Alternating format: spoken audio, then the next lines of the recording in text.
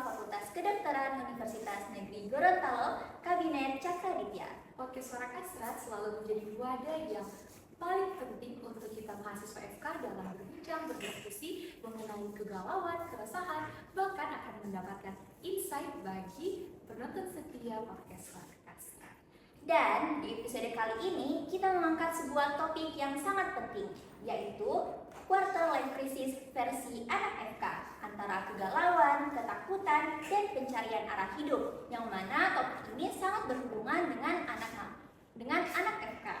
Tentunya topik ini sangat relate ya bagi mahasiswa Fakultas Kedokteran, mungkin dia masih preklinik, klinik, bahkan yang sudah menjelang UKM PPD untuk persiapan menjadi dokter. Nah, untuk membahas topik kali ini, kita kedatangan narasumber yang sangat hebat, di mana mereka akan menceritakan bagaimana perjalanan kehidupan mereka selama menjadi mahasiswa kedokteran untuk menghadapi quarter life crisis. Mari kita sambut narasumber hebat kita, Kak Zaki dan Kak Sultan. Selamat datang. Bisa untuk menyapa para penonton dulu. Halo semua, perkenalkan saya Zaki. Kebetulan saya sekarang mahasiswa semester 7 yang kemarin barusan sudah selesai menyelesaikan masa studi saya di Fakultas Kedokteran FKUNY ini. Saya nggak sendiri, di sini ada siapa namanya? Sultan. Jadi kenalkan saya Sultan, mahasiswa semester 5. Dikit lagi bakal jadi kayak Kak Zaki, bakal lulus, tapi untuk saat ini masih berkecimpung di dunia lomba dan olimpiade. Keren sekali ya narasumber kita pada pagi hari ini. Nah, sekarang kita akan masuk ke pertanyaan-pertanyaan yang akan mewakili hal-hal yang sering muncul nih di pikiran mahasiswa. Nah, mulai dari ketakutan akan masa depan, kebingungan menentukan karir, sampai tekanan akademik dan sosial yang kadang membuat kita merasa nggak cukup. Nah, harapannya dengan adanya podcast kali ini, teman-teman mahasiswa FK di luar sana tidak merasa sendirian, malahan merasa bahwa ini merupakan hal normal kalau kita merasa resah, galau, karena akan kita diskusikan bersama dengan dua narasumber kita saat ini. Wah, gitu ya. Jadi, kita mulai nih dari pertanyaan pertama yang paling fundamental. Boleh dari Kak Zaki dulu. Nah, menurut kakak, bagian apa yang paling berat selama perjalanan di FK ini? Apakah itu mungkin tekanan akademik yang mungkin menjadi pemicu utama dari quarter life crisis? Gimana nih Kak? Mungkin kalau dari aku sendiri mungkin kita harus definisiin dulu apa itu quarter life crisis. Jadi quarter life itu artinya seperempat kehidupan ya, dimana mungkin semua orang pasti mengalami hal ini, entah itu dari umur 20 sampai ke umur 30. Kalau dari aku sih sendiri untuk di FK ini yang paling kerasa banget ya pressure-nya. Misal itu yang utama ke akademiknya pasti. Apalagi pas di awal-awal. Kita emang mungkin di masa SMA masih having fun dan sebagainya dengan teman-teman. Kemudian berkecimpung di dunia kedokteran yang dinamikanya itu 24/7 harus siap untuk belajar. Mungkin kalau dari aku itu sih. Kalau dari Sultan nih gimana? Ya sebenarnya sama kayak yang Kak Zaki bilang, buat anak FK itu quarter life crisis itu kayaknya bakal didapat kalau dari saya mulai dari kita masuk semester 1. Karena kalau mau dilihat beban akademik dari FK itu lumayan beda sama fakultas lain. Dalam artian bukan berarti fakultas lain lebih rendah, tapi memang FK ini yang lebih hardcore kalau mau dibilang. Contoh aja, kita tahu bersama kalau di FK itu ada istilahnya itu anak FK itu merupakan pembelajar seumur hidup. Jadi sebenarnya untuk kita mampu belajar seumur hidupnya itu juga kan merupakan satu masalah yang baru. Ketika kita masuk dari kuliah, dari SMA yang notabene-nya cuman at least Senin sampai Sabtu lah kita belajar, Minggu libur. Ini pas kita masuk FK, pagi, malam, Senin sampai Minggu kita belajar terus. Itu yang lumayan bikin culture shock kalau masuk. Wow, ternyata memang ini merupakan hal yang sangat wajar ya di kalangan mahasiswa FK. Nah, mungkin selanjutnya nih pertanyaan yang selalu jadi topik obrolan yang hangat di antara mahasiswa FK. Nah, tentunya kan karena banyak sekali ujian, banyak sekali kegiatan-kegiatan, tentunya kalau kita dalam persiapan ujian itu pasti kan takut, aduh, kayaknya enggak ya, begitu kan Kak. Nah, di sini apakah ada tips and trick dari kakak-kakak FK yang sudah Kazaki tentunya yang sudah menyelesaikan masa preklinik ya. Bagaimana sih mulai dari Kazaki mungkin tips and trick untuk menghilangkan rasa takut gagal itu? Oke, kalau dari aku sendiri ya, pertama dari pertanyaan Michelle nih, sebenarnya itu tergantung kita semester berapa atau kita lagi di fase mana. Mungkin kalau kalian adik-adik yang emang masih pengen perjalanan menuju FK, ya kalian bisa belajar terkait materi-materi dasar kayak anatomi, fisiologi dan sebagainya. Namun kalau kalian emang sudah berkecimpung di FK, lambat laun kalian akan paham bahwasanya ada kriteria-kriteria tertentu dalam materi pembelajarannya kalian. Contoh misalkan kalau kardio, kalian itu fokus ke penyakitnya seperti itu. Kalau dari saya sih misalnya kalau misalkan saya di FK itu emang dari awal nggak langsung OP ya istilahnya. Kalau anak sekarang bilang, saya itu istilahnya mendaki lah step by step. Jadi ketika teman-teman udah punya, kalau kita anak FK bilangnya evidence based ya, kalian belajar sekuat tenaga, kalian sudah all out, ya itu berarti sudah maksimal. Walaupun ya saat itu skor saya mungkin nggak setinggi teman-teman lain seperti itu. Oke, kalau dari Kak Sultan sendiri nih yang masih menjalani masa preklinik bagaimana itu? Tadi kan saya mau berangkat lagi ke pertanyaan intinya ini kan kenapa kita takut gagal ya? Iya, terus bagaimana cara Kak Sultan menghilangkan itu rasa? Oke, jadi kalau dari saya ini disclaimer dulu, saya udah berkecimpung cukup lama di Olimpiade, jadi udah banyak tips and trick yang muncul. Yang sering saya terapkan setiap kali mau ujian atau setiap kali mau belajar itu adalah bahwa kita harus tahu kita ini sebenarnya takut gagal atau takut orang lain tahu kita gagal. Karena itu beda. Kita takut gagal artinya kita menempatkan ketakutan sama kita sendiri. Sedangkan kalau kita takut orang lain melihat kita gagal, kita menempatkan ekspektasi pada orang lain. Jadi sebenarnya kalau di anak OSN, anak-anak lomba itu bilangnya jangan bilang satu masalah itu susah, tapi bilang kalau itu tricky atau istilahnya itu lumayan menantang. Dengan kita mengubah mindset, kita mengubah pola pandang, mengubah ekspektasi kita secara tidak langsung mengubah apa yang menjadi ketakutan kita. Kita takut orang lain lihat kita gagal, atau kita takut gagal dengan artian ketika kita takut gagal, kita akan lebih belajar lagi. Wah, keren banget nih Michelle. Kalau dari Kak Dati sendiri, dia selama di FK ini bertahap, mulai dari sedikit-sedikit dulu, lama-lama dia belajar dan berkembang menjadi OP ini sekarang ini. Nah, kalau dari Sultan sendiri itu semuanya tergantung mindset. Ya, bagaimana cara kita berpikir tentang kegagalan itu sendiri dan bagaimana cara kita bangkit dari kegagalan itu sendiri. Nah, selanjutnya nih Kak, kalau untuk di FK sendiri itu kan bisa kita ketahui bersama ya, tingkat persaingannya itu sangat tinggi. Nah, gimana cara kakak-kakak ini sekalian mengatasi perasaan membandingkan diri kita sendiri itu sama orang lain, sama teman-teman mungkin, atau sama kakak-kakak, atau mungkin dengan adik-adik yang melampaui diri kita. Itu bagaimana cara kakak dan cara Sultan mengatasi perasaan itu? Nih, siapa dulu nih? Boleh dari kakak dulu. Dari aku ya. Pertanyaan ini sebenarnya udah biasa ditanyain juga sama teman-teman. Kita itu emang sering compare diri kita antar satu sama lain ya, karena that's human being, itu emang manusia ya kayak gitu. Tapi teman-teman perlu diketahui, kalau saya sendiri itu sebenarnya fase yang normal ya untuk membandingkan antara mungkin nilai saya dengan nilai teman saya atau kakak tingkatnya saya, IP-nya dan sebagainya. Itu adalah hal yang normal menurut saya. Namun kalau saya sendiri mengakali itu dengan membangun multi identitas. Teman-teman kalau pernah dengar konsep multi identitas, ya artinya saya di sini saya bukan hanya sebagai mahasiswa, saya bukan hanya sebagai pelajar di FKUNG. Misalkan saya membangun identitas lain, seperti saya adalah ketua ormawa, saya juga seorang mungkin anak yang baik dari ibunya, dan berbagai identitas lain yang memang saya bangun. Kenapa penting untuk multi identitas ini saya terapkan? Dikarenakan ketika ada salah satu yang hancur, salah satu identitas yang hancur, maka yang lain itu akan menopang.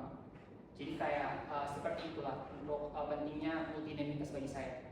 Dan lebih ke niat sih teman-teman. Kalau emang niat kalian pertama masuk di kedokteran untuk bersaing, sebenarnya orang tuh pengen masuk kedokteran pertama bukan untuk bersaing ya, mereka pengen jadi dokter aja. Namun pas sudah terjun di sini mereka lihat betapa pentingnya persaingan di kedokteran. Kita akan mau jadi dokter, jadi otomatis kita harus pintar agar kita bisa treat well our patient. Jadi ya kita fokuskan di niat awalnya kita. Ya kita sebagai calon dokter, kita di sini mau jadi dokter, jadi ya istilahnya kita akan tetap sampai di sana gitu. Mungkin ada pun teman-teman yang lain memang punya kelebihan yang lebih bagus lah dibandingkan teman-teman yang lain.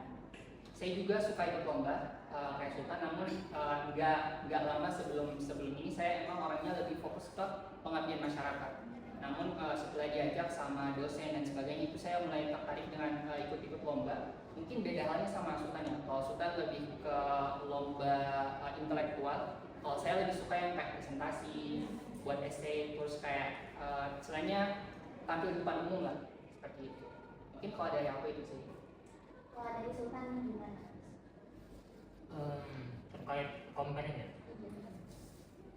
membandingkan itu sama, saya setuju sama Kazaki, membandingkan itu manusiawi. Bahkan kalau mau dibilang ya bukan manusia kalau nggak membandingin, nggak afdol kalau nggak membandingin. Jadi kayak kita pertama harus tahu bahwa itu emang sifat dasar manusia. Yang kedua mungkin saya mau nambahin aja ya, karena yang kita lupa dari hakikat membandingkan itu, kita membandingkan supaya kita punya point of view, kita punya point of reference, kita ini udah di mana dibandingkan sama siapa. Yang jadi bermasalah, yang jadi patologis ketika kita menganggap bahwa orang yang kita jadikan point of reference ini adalah orang yang paling baik di dunia, sehingga kita harus ikut dia ikut lomba apa kita ikut, IPK-nya berapa kita ikut, apa saja yang dibikin kita ikut.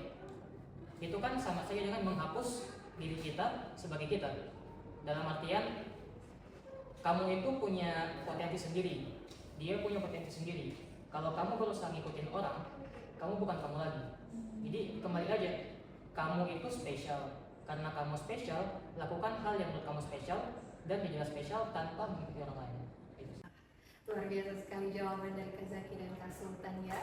Di sini kita bisa lihat ya Kak Askia bagaimana pikiran kita itu benar-benar membawa kebaikan ya, bukan lagi keresahan ya Kak. Di sini kalau dari Kak Sultan sendiri itu bagaimana kita kita memang membandingkan itu manusiawi ya, sama Kak Zaki juga bilang, tapi bagaimana kita menjadikan diri kita itu diri kita, tidak mengikuti orang lain, tapi Yourself. iya betul sekali. Tapi bagaimana kita melihat juga teladan dari orang yang sudah lebih berhasil gitu dengan tidak menghapus diri kita sendiri. Nah mungkin selanjutnya di sini Kak Zaki sama Kak Sultan ya sangat kita tahu lah ya kalau orang tua itu sangat berperan penting dalam kehidupan kita, apalagi dalam masa-masa kuliah kita sebagai mahasiswa FK.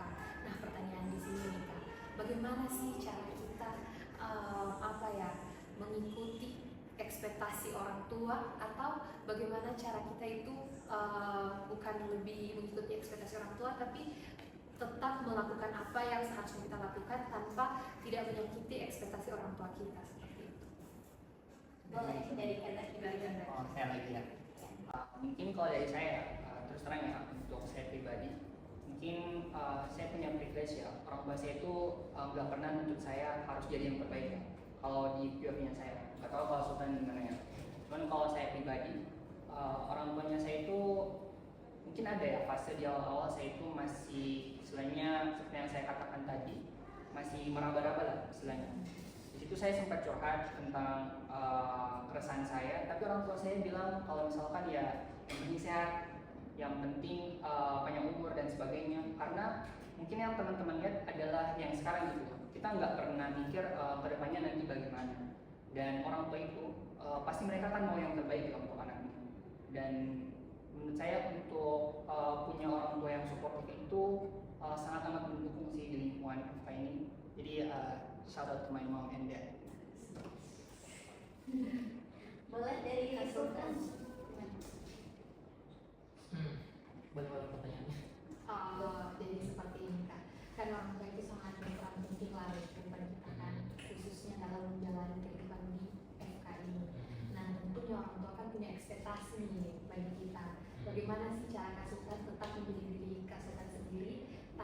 mungkin ekspektasi orang tua Kak Sultan itu lebih atau bagaimana seperti itu?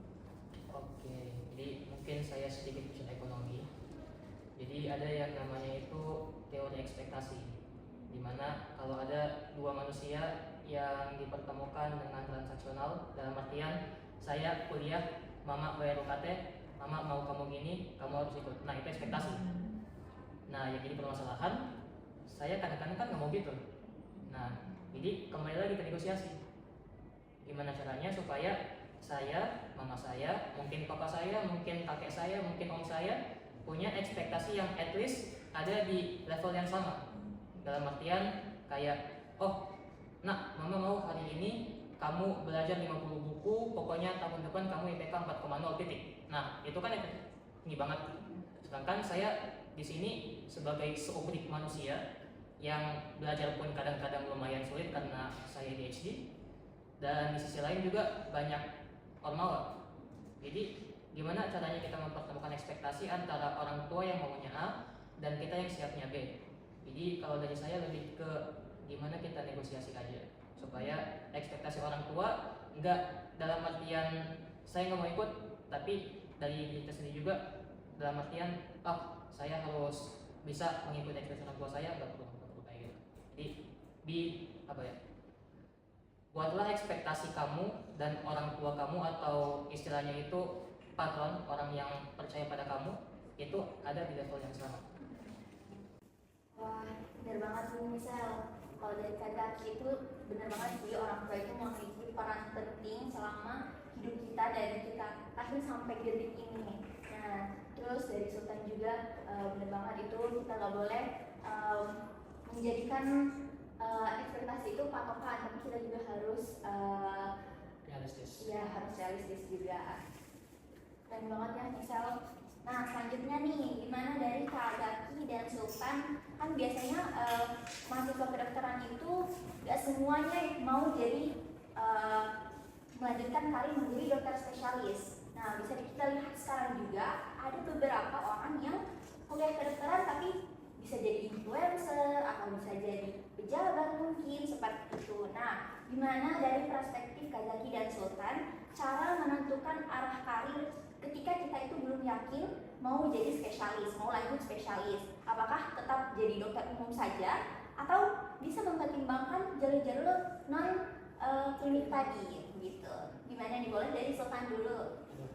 Ini skrip yang Kak Zaki ibu udah escape, tapi nggak apa-apa. Dari saya gini, ada satu podcast dari Menteri Tenaga Kerja RI yang tahun ini menjabat di ITB. Itu dia menjelasinnya bahwa ada yang namanya spesialis, ada yang namanya generalis. Generalis itu kalau mau diibaratin, misalnya kita punya kotak, dia itu dangkal tapi banyak ilmunya, dia tahu banyak tapi nggak mendalam. Nah, spesialis dia cuma tahu satu tapi mendalam banget sampai ujung.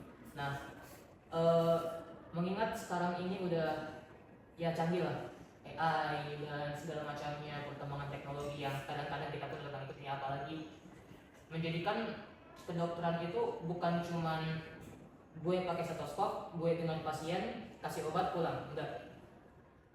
Pasien itu sekarang udah dalam tanda kutip pintar, dia udah tahu teknologi, dia bisa chat di beberapa peranti untuk dapat informasi terkait sakit apa. Nah, oleh karenanya secara tidak langsung profesi kedokteran juga ini dia sedikit demi sedikit berubah. Bukan cuma dari mengandalkan textbook, tapi juga mengandalkan kemampuan dari si dokternya ini untuk mampu beradaptasi dengan teknologi. Nah,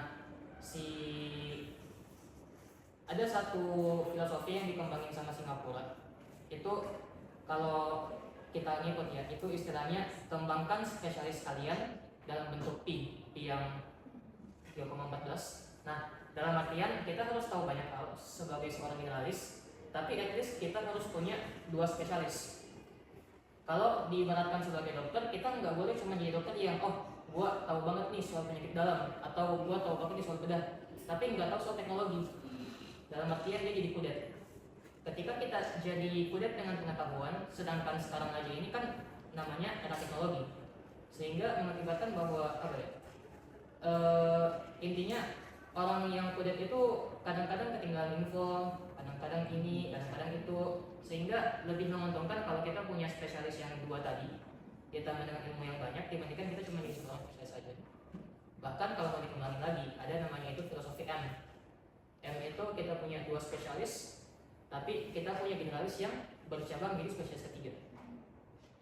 Jadi sebenarnya kalau mau bicara soal job application, mau bicara soal prospek kerja, zaman sekarang banyak kok. Bahkan ada kok dokter yang kerja influencer, ada dokter yang kerja apa tuh namanya, part time yang freelancing dan segala macamnya. Bahkan ada orang yang cuma sampai escape tiba-tiba langsung nyalon jadi gubernur, jadi bupati. Jadi kayak nggak terbatas kalau mau dibilang sekarang untuk prospek kerjanya apa, tergantung kita yang kembali bagi apa. Betul sekali Sel. Nah, lalu kita beralih ke Kak Zaki, gimana nih Kak? Aku kurang lebih setuju sama Sultan sih. Tadi udah jelasin teori yang keren banget sama Sultan. Kalau dari aku pribadi ya, jenjang karir kedokteran ini emang luas banget ya. Kita bisa jadi spesialis, tadi udah dijelasin sama Sultan, bisa jadi generalis. Apapun pilihan karir yang akan kita ambil ke depannya, akan kayak itu linear atau tidak, kalau menurutku sih nggak masalah ya. Yang penting kita tahu pasti tujuan hidup kita mau kemana gitu. Jangan sampai kita melakukan sesuatu yang emang nggak kita sukai gitu. Kalau aku pribadi ya, kalau teman-teman pernah dengar konsep ikigai ya itu harus match antara apa yang kita sukai sama apa yang dibutuhkan kan. Jadi ya mungkin dari teman-teman bisa cari kira-kira teman-teman mau spesialis apa. Kalau nggak mau jadi spesialis, lebih tertarik ke pendidikan, terus terang saya pribadi ya. Sekarang karena lagi penelitiannya semua rata-rata pendidikan, sekarang saya lebih mengarah ke sana seperti itu. Tapi entah ya, karena saya juga belum koas, saya juga belum pegang pasien, saya juga belum lihat dokter-dokter keren yang operasi pasien dan sebagainya. Who knows apa yang akan terjadi di depannya. Mungkin kalau dari aku itu sih. Oke, baik. Terima kasih banyak ya Kak Zaki dan Kak Sultan. Betul-betul sangat sangat inspiratif ya. Jadi kita bukan hanya ingin jadi spesialis, generalis enggak, tapi bagaimana kita bisa menguasai keduanya itu ya. Nah, selanjutnya di sini Kak, kan banyak sekali itu mahasiswa-mahasiswa FK, apalagi maba-maba pasti selalu bikin story kena mental pasti itu kan. Nah, di sini pertanyaannya itu cara Kak Zaki sama Kak Sultan untuk mengatasi kena mental itu, atau bagaimana sih caranya agar tetap menjaga kesehatan mental? Dari Kak Sultan deh dulu, Kak Sultan. Jujur ya, kalau mau dibilang udah nggak terhitung jumlahnya saya kena mental ya Pak. Jadi cukup salah sebenarnya.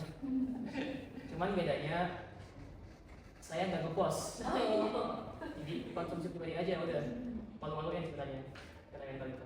Tapi gini, terkait kena mental itu manusiawi. Kalau mau dibandingin sama univ lain, bersyukurlah kita di FK ini masih dapat pembimbingan yang cukup mumpuni dari dokter-dokter kita, dikasih segala macam fasilitas, dikasih pelatihan kain dan segala macamnya. Ini juga program sunat yang kemarin yang kornea itu. Nah, terkait kena mental, ini sebenarnya topik yang mengagetkan bagi saya. Tapi intinya siapa sih yang nggak kena mental? Nah, karena kita tahu kembali bahwa manusia itu akan ada fase di mana manusia kena mental. Kita harus lebih bisa untuk manajemen emosi. Manajemen emosi ini jujur saya kurang relate ya, karena sejauh ini saya juga nggak terlalu banyak baca teorinya. Tapi intinya kalau dari saya, ketika kita udah mulai kena mental, bisa pilihannya dua. Kita either stop dulu, dalam artian menjauh dari segala macam hal yang ada di FK, atau yang kedua curhat. Mungkin kalau pernah ya itu baca Tapopi. Nah, Tapopi itu ada quote yang menarik, dia bilang sesedih apapun kalian, obatnya itu bukan kebahagiaan tapi bercerita. Jadi kalau emang kalian kena mental, adik-adik dan teman-teman di luar sana, silakan dia bercerita, mau ke psikiater atau ke teman silakan, nggak apa-apa. Itu sih. Baik, kalau dari Kak Zaki bagaimana? Tapi harusnya teman yang percaya dong. Terpercaya, benar-benar. Ya nggak bisa salah sih kalau emang ceritain sesuatu yang emang lagi berat-beratnya di hidup kita. Karena bisa jadi kalau teman-teman nyeritain ke, mungkin aku nggak bilang ya, misalkan dia nggak relate dengan masalah kita, terus katanya kayak, oh ya udah kan gitu aja. Itu kan malahan menambah beban ya. Terus untuk maba-maba sendiri mungkin jangan self diagnose lah kalau dari aku. Karena ya yang tahu kita fase depresi dan sebagainya itu kan dari psikolog atau enggak psikiater kan. Kalau emang pengen ngecek ya bisa ngecek. Cuman kalau dari aku sih ya untuk maba ya, kalau bisa aku bisa balik lagi ya ke zaman dulu ya. Mungkin aku akan aku akan cari sih teman-teman yang emang jelas tujuannya. Jadi ya yang enggak cuman karena lingkungan itu pengaruh banget. Benar-benar. Terus kalau aku kan baru blog Kesmas nih. Nah kalau di Kesmas itu ada namanya teori lingkungan. Ya walaupun itu dipakai buat penyakit ya. Cuman aku kaitin sama ini. Jadi lingkungan itu faktornya 45% berpengaruh ke kita seperti itu. Jadi kalau teman-teman punya teman yang suportif sama teman yang istilahnya teman itu penting banget. Makanya jaga circle kalian, jaga diri kalian juga, jangan sampai kalian mempengaruhi orang lain seperti itu. Dan untuk maba-maba semangat ya, karena ini baru fase awal di kedokteran. Does it get easier? Sebenarnya enggak juga ya. Kalian akan diterpa dengan masalah baru walaupun jauh lebih ringan ya kalau menurut saya. Semakin meningkatnya semester, kita makin adaptif.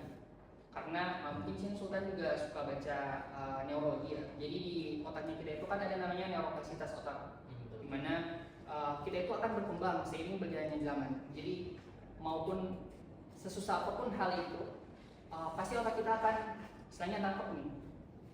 Ketika dia terbiasakan hal itu, maka kita juga akan terbiasakan hal itu. Seperti itu. Kalau dari aku. Betul banget nih Mas Sel. Jadi yang aku tangkap nih dari Sultan itu adalah pentingnya sama total. Nah, bagaimana cara kita curhat, mengekspresikan emosi kita itu penting banget sih. Kalau dari Kazaki itu lingkungan itu sangat-sangat berpengaruh terhadap diri kita. Bagaimana sikap kita, kecerdasan kita, semuanya itu berpengaruh dari lingkungan. Bisa nambahin nggak? Boleh banget. Boleh banget nggak? Biar nggak jauh-jauh bahasnya, kita ambil yang familiar aja. Kan kena mental itu kan biasanya karena kita nggak bisa adapt ya. Nah, ketika kita dulu naik sepeda kan ya kita jatuh juga kan. Apakah kita kena mental? Enggak, karena kita nganggap itu slow. Jadi tips lain dari saya supaya kalian nggak kena mental, anggap aja slow. Udah gitu aja. Main saya. Tergantung mindset ya semuanya. Oke, boleh nih kita lanjut ke pertanyaan selanjutnya. Ini pertanyaan yang cukup sensitif dan sebaiknya dijawab dengan sejujur-jujurnya. Waduh. Apa nih aku? Ya, jadi kan biasanya kita muncul nih perasaan-perasaan ketika melihat teman-teman mungkin ada pencapaian, terus muncul nih dalam diri kita, kok aku biasa-biasa aja, kok aku kayak mereka gitu. Jadi kita mungkin merasa rendah gitu dari teman-teman yang mungkin sudah lebih dulu, tracknya lebih duluan atau pencapaiannya sudah mulai banyak. Nah, itu gimana dari Kazaki dan Sultan menghadapi situasi tersebut? Boleh dari Kazaki dulu.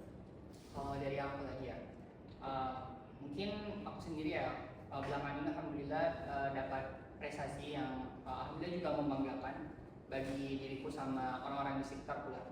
Aku melihat ya perbedaannya itu besar banget ya antara siapa diriku sendiri.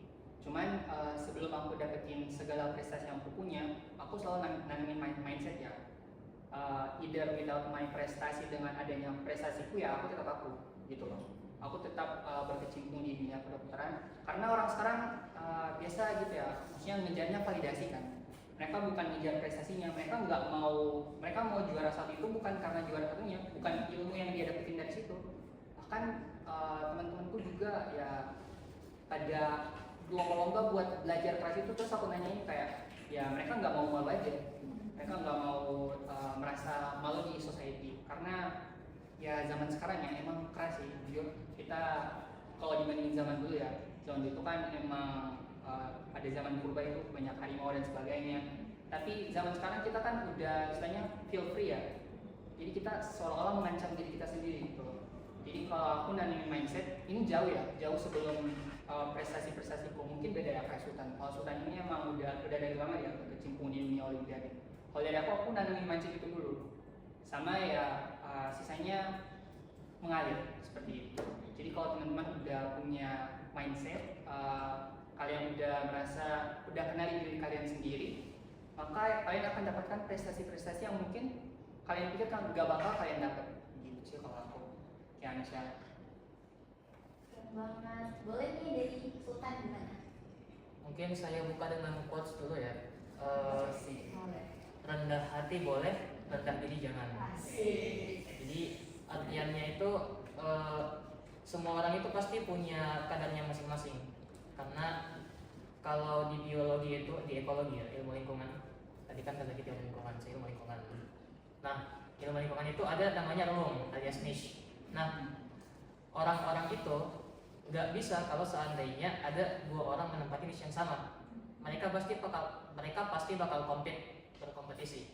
Nah, ketika ada dua orang atau lebih yang berkompetisi, pasti dong ada yang gagal. Kan nggak ada namanya kompetisi kalau dua-duanya menang.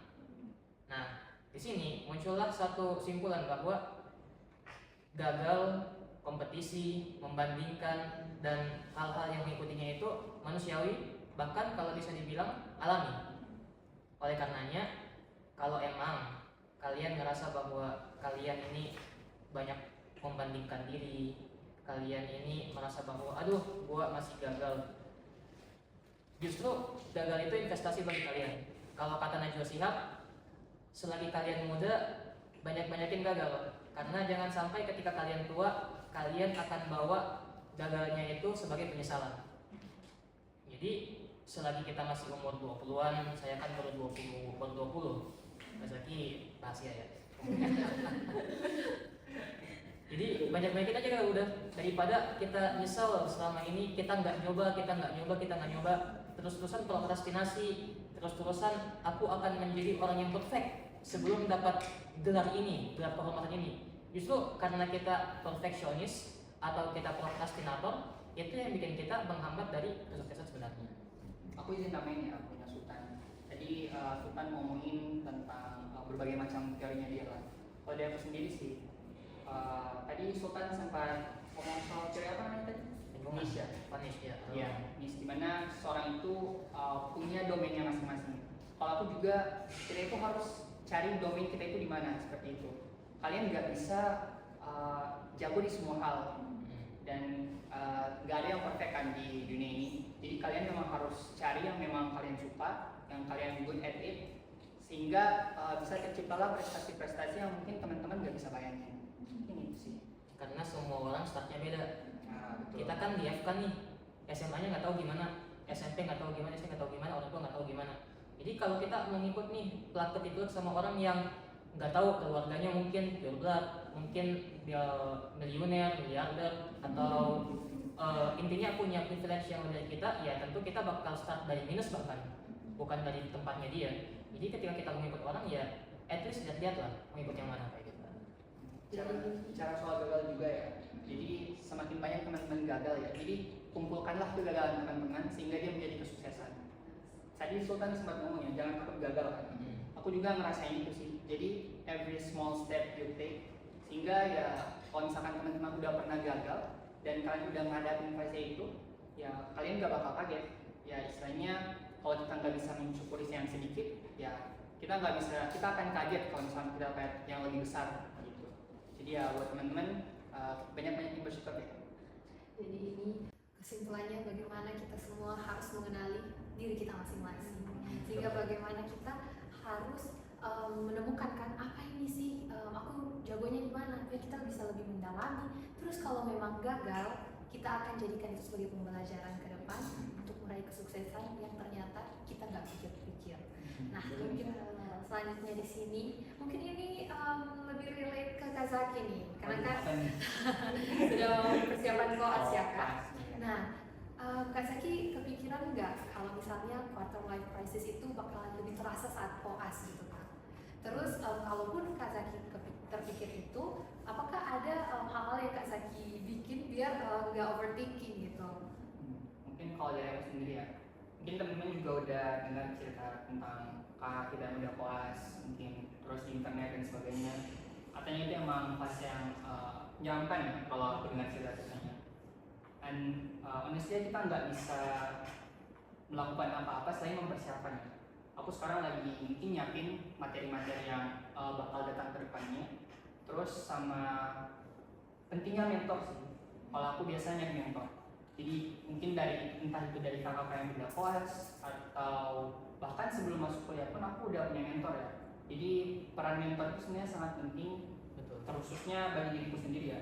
Karena enak banget loh kalau misalkan ada yang ngarahin ya, bukan merintah, bukan mendikti. Jadi kalau misalkan ada yang ngarahin kita, aku biasa dekat sih sama beberapa kakak kelas itu, kita sering ngobrol, terus aku dikasih tips and tricks. Zaki nanti jangan lupa belajar ini, Zaki jangan lupa jaga kesehatan.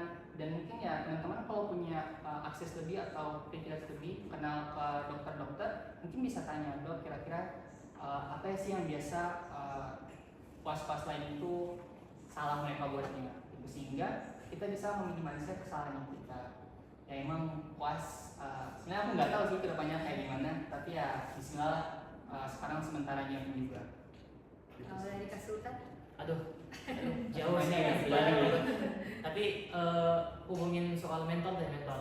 Ada buku tuh namanya lupa apa, tapi intinya judulnya itu tentang a great artist does not starve. Seniman yang sesungguhnya itu tidak kenal hafal. Apa yang menarik itu adalah bahwa dalam kehidupan at least kita butuh 5 hal.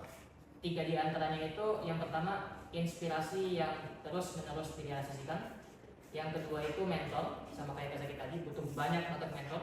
Itu relate banget, saya dari SD, SMP, SMA itu mentornya nggak tahu berapa, dari dosen. Bahkan saya menganggap bahwa opa-opa, kakek-kakek yang ya tukang sapu ketika saya ajak cerita, atau mungkin om-om tukang bakso, mari-mari sini. Dan intinya orang pintar itu mengambil pelajaran dari orang lain, orang biasa mengambil pelajaran dari pengalaman, orang bodoh tahu segalanya. Jadi sebanyak mungkin cari mentor, itu intinya. Yang ketiga itu hal yang paling penting, berhubung FK ini lumayan pricey ya, itu patron.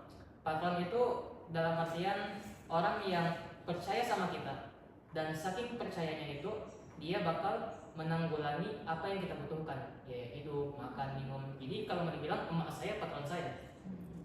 Jadi itu sih 3 hal yang paling dibutuhkan anak FK ya. Top 3 barang yang dibutuhkan anak FK.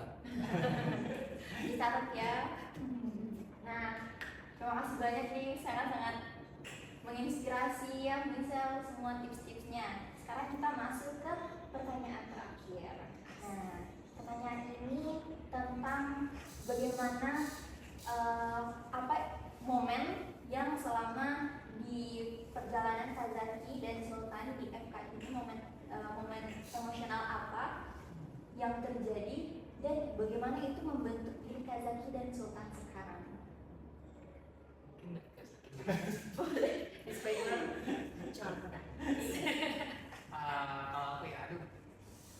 Kalau aku ya, jujur aku mungkin sama ya kayak teman. Di awal itu masih meraba-raba ya. Terus aku kemarin kan udah alhamdulillah selesai sarjana pertama di angkatan. Kemudian direkognisi juga. Jadi sarjananya itu bukan melalui fase semhas dengan seminar tutup, enggak kayak teman-teman yang lain. Jadi istilahnya spesial lah seperti itu. Aku diuji kemarin sama 7 penguji, langsung dari eksternal sama internal, dan alhamdulillah semua aku jawab dengan baik. Selepas pulang dari seminar itu ya, hasil ujian yang kemarin, aku merenung gitu. Ternyata aku nggak expect lah bisa sampai di fase ini. Andaikan ya kalau dulu aku pasti nyerah, ya mungkin aku pasti bakal pindah jurusan, atau mungkin aku ya kayak gitu-gitu aja. Dan justru karena aku dari awal gak langsung OP ya, aku jadi relate sama teman-teman yang mungkin sama kayak aku. Jadi itu menjadikan aku nggak sombong lah istilahnya. Jadi ya banyak hikmah lah istilahnya kalau kemarin itu. Mungkin aku itu sih. Aduh sedih. Dari Sultan gimana? Mungkin kalau Kazaki agak sedih-sedih, kalau saya ini sebenarnya aduh, Apa nih? jujur bingung juga yang mau apa. Kebanyakan emosional dia ini. Banyak berarti. Banyak banget. Mungkin satu hal yang mungkin bisa dijadikan pelajaran ya.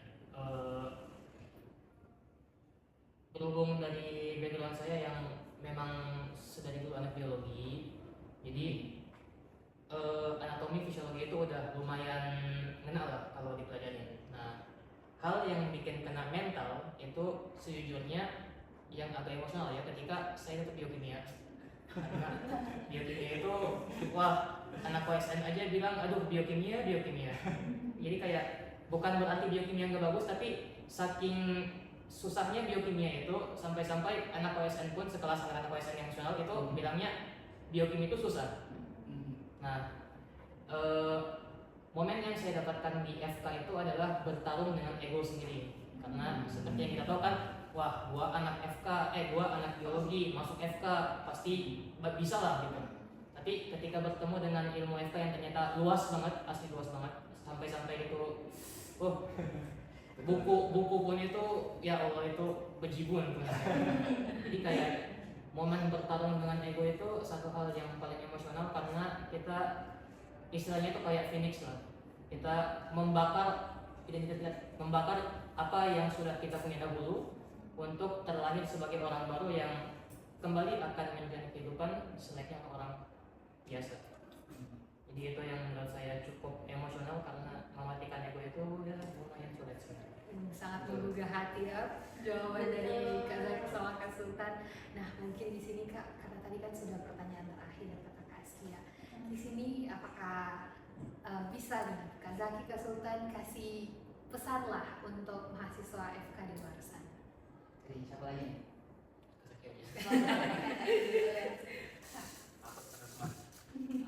Ada satu ini ya? Iya. Ini nih. Yang tengah. Oh, tengah. Buat teman-teman ya yang mau masuk FK, saranku pertama research dulu karena kita long life learning ya. Tapi kalau teman-teman yang udah yakin, nggak apa-apa, langsung gas aja. Karena kadang kalau misalkan teman-teman mau bermimpi mimpi itu akan bangkit nanti di saat kita tua. Jadi pesanku jangan lupa banyak berdoa, sayangi orang tua kalian, sayangi teman-teman yang support kalian, dan cari lingkungan yang emang bisa mendorong kalian lebih maju lagi. Mungkin aku itu sih. Dari Sultan? Oke. Kalau dari saya, pertama jadilah diri sendiri. Dalam artian jangan terlalu tinggi diri, jangan rendah diri. Rendah hati boleh, rendah diri jangan. Dan yang paling penting, kalau emang kalian nggak menemukan lingkungan yang terbaik di kampus, di sekitar kalian untuk mendukung kalian, jadikanlah diri kalian sebagai benih yang nanti menimbulkan orang-orang yang akan bersama kalian supaya tercipta lingkungan itu sendiri yang kalian impikan. Jadi saya itu aja. Wah, sangat menyentuh, Iya. sangat menginspirasi, terutama walaupun bukan dari anak-anak yang mau masuk FK, tapi kita juga kan yang Iya, sudah jadi dari FK ini sangat-sangat keren banget. Nah, karena kan tadi sudah sesi terakhir nih, Michelle, sudah segmen terakhir. Nah, sekarang kita mau penutupan.